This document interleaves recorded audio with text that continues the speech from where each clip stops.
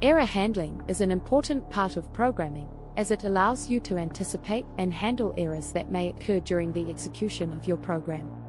In Python, errors are referred to as exceptions, and you can use try-except blocks to handle exceptions. A try-except block works by attempting to execute a block of code, and if an exception occurs during the execution of that code, the code in the except block will be executed instead.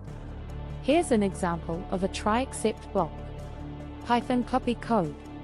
Try x equals int input enter a number, y equals 10, x print y accept value error, print invalid input. Please enter a number, accept 0 division error, print cannot divide by 0. In this example, we use the try statement to attempt to execute 3 lines of code. First, we prompt the user to enter a number using the input function.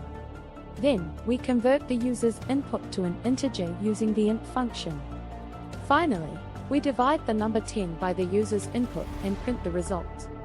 If an error occurs during the execution of any of these 3 lines of code, the code in the appropriate except block will be executed instead.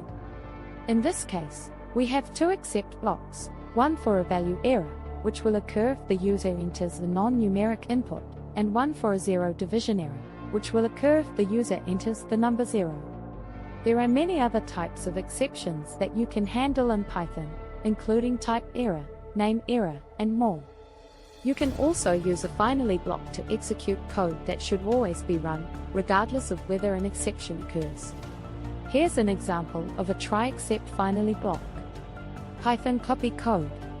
Try x equals int input enter a number, y equals 10, x print y accept value error, print invalid input. Please enter a number, accept 0 division error, print cannot divide by 0. Finally, print thanks for using our program. In this example, the finally block will always be executed, even if an exception occurs during the try block. This can be useful for cleaning up resources or performing other tasks that need to be done regardless of whether an exception occurs. In addition to try-except blocks, you can also raise your own exceptions using the raise statement. This can be useful for signaling errors or other exceptional conditions in your code. Overall, error handling is an important part of programming, and understanding how to handle exceptions in Python can help you write more robust and reliable programs.